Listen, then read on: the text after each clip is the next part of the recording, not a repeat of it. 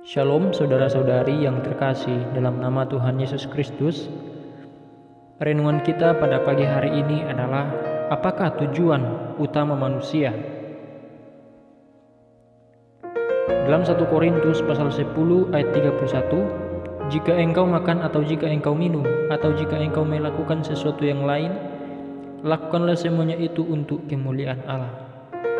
Nah, saudara-saudari yang terkasih dalam nama Tuhan Yesus Kristus, eksistensi manusia memiliki suatu tujuan, dan tujuan ini tidak bisa ditemukan di dalam diri manusia itu sendiri. Ini karena Allah menciptakan manusia. Allah lah yang menciptakannya serupa dengan gambarnya, dan manusia dalam kondisi sebagaimana dia ketika pertama kali diciptakan merupakan gambar Allah yang sejati karena dia berpusat pada Allah, bukan pada dirinya sendiri.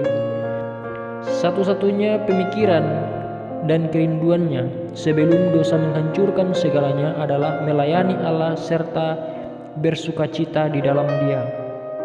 Ketika manusia atau Adam pertama kali terjatuh ke dalam dosa, segala sesuatu menjadi berubah. Bukannya merenungkan betapa agung serta luar biasanya Allah, ia justru mulai memikirkan tentang dirinya sendiri. Ia mulai membayangkan seperti apa rasanya bila dirinya sendirilah yang memiliki keagungan serta bagaimana ia akan menikmati dirinya sendiri.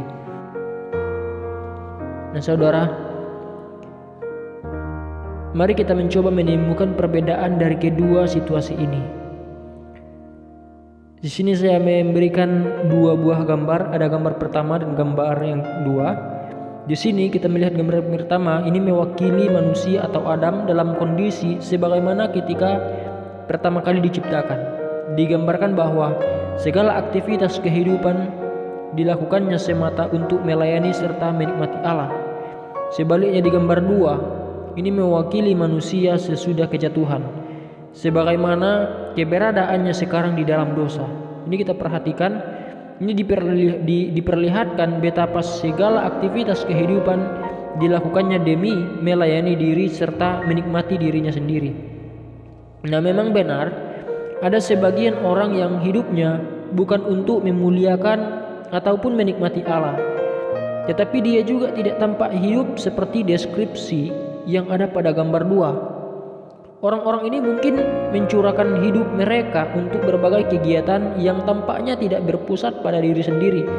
Misalnya, seorang dapat memberikan dirinya untuk melayani negaranya, atau mungkin ia akan berusaha meningkatkan harkat hidup umat manusia. Ada pula sebagian orang yang hidup berdasarkan suatu konsep kebaikan terbesar bagi sebanyak mungkin orang. Namun dalam kenyataannya, kehidupan seperti ini pun sama dengan kehidupan yang digambarkan oleh gambar dua. Nah, kita mengatakan demikian karena kehidupan seperti ini tetap tidak berpusat pada Allah, melainkan pada manusia. Orang yang menjadikan kebaikan bagi manusia sebagai tujuan utamanya sebenarnya sedang mengusahakan kebaikan bagi dirinya sendiri, karena ia sendiri pun seorang manusia. Jadi hanya orang Kristenlah, orang yang sungguh-sungguh percaya kepada Tuhan Yesus Kristus, yang dapat memuliakan Allah serta menikmatinya untuk selama-lamanya.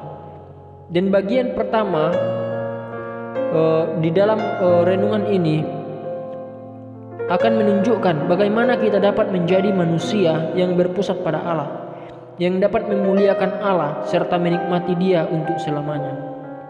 Nah, saudara, memuliakan Allah bukan berarti menjadikan Allah mulia. Allah memang sudah mulia. Ia sudah mulia sejak dari kekekalan, dan tidak ada satupun makhluk ciptaannya yang dapat menjadikannya lebih mulia. Dengan demikian, ungkapan memuliakan Allah hendaknya lebih diartikan sebagai mencerminkan kemuliaan Allah. Kita dapat menemukan ini dalam Mazmur pasal 19 ayatnya yang kedua. Langit menceritakan kemuliaan Allah dan cakrawala memberitakan pekerjaan tangannya.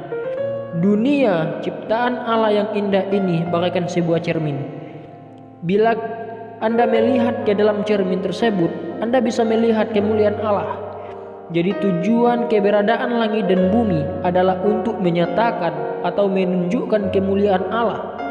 Namun mengenai kita manusia, terdapat suatu pengecualian. Kita dipersilakan melakukannya karena kita menginginkannya.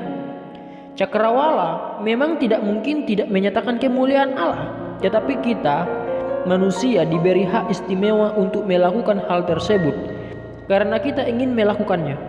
Inilah yang dilakukan Yesus ketika melayani Allah Bapa semasa hidupnya di bumi.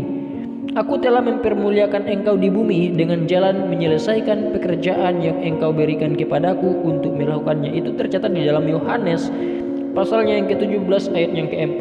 Ia melakukan apa yang Allah ingin ia lakukan. Karena ia menginginkannya, dengan cara demikianlah Yesus telah memuliakan Allah dan akan menikmati Dia selamanya.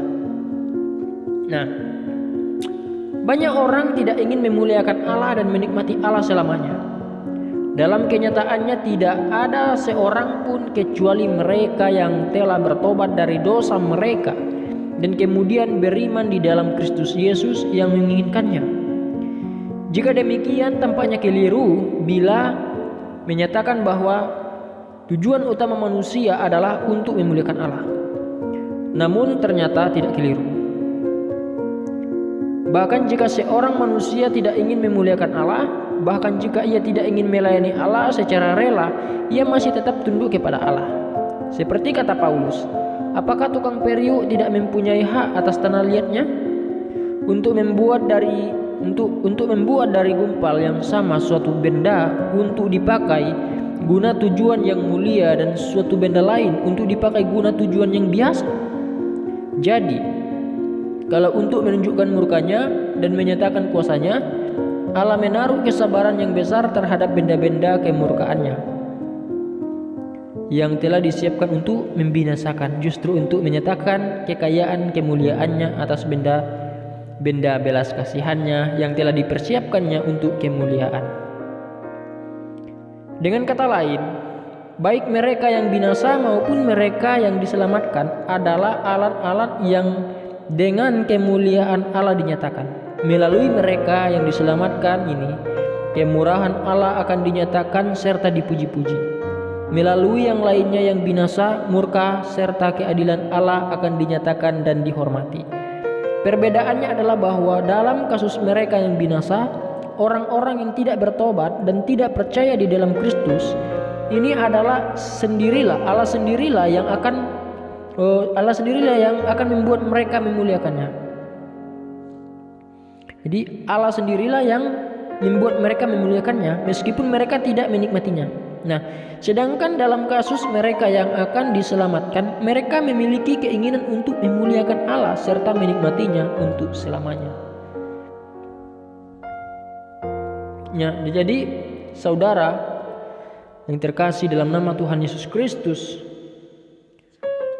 tujuan utama manusia adalah untuk memuliakan Allah dan menikmati Dia selamanya.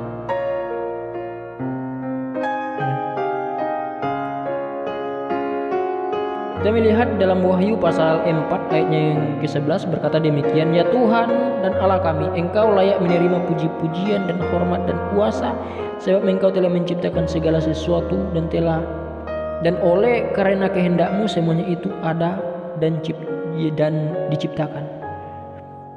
Ya, jadi semuanya itu diciptakan oleh Tuhan. Jadi kita layak untuk memuji Tuhan. Karena apa? Karena Tuhan telah menciptakan kita, Tuhan telah memberkati kita dalam kehidupan kita hari lepas hari. Sekian renungan kita pada pagi hari ini. Biarlah renungan ini boleh menjadi kekuatan bagi kita untuk menguatkan kita hari lepas hari. Shalom, Tuhan Yesus memberkati. Amin.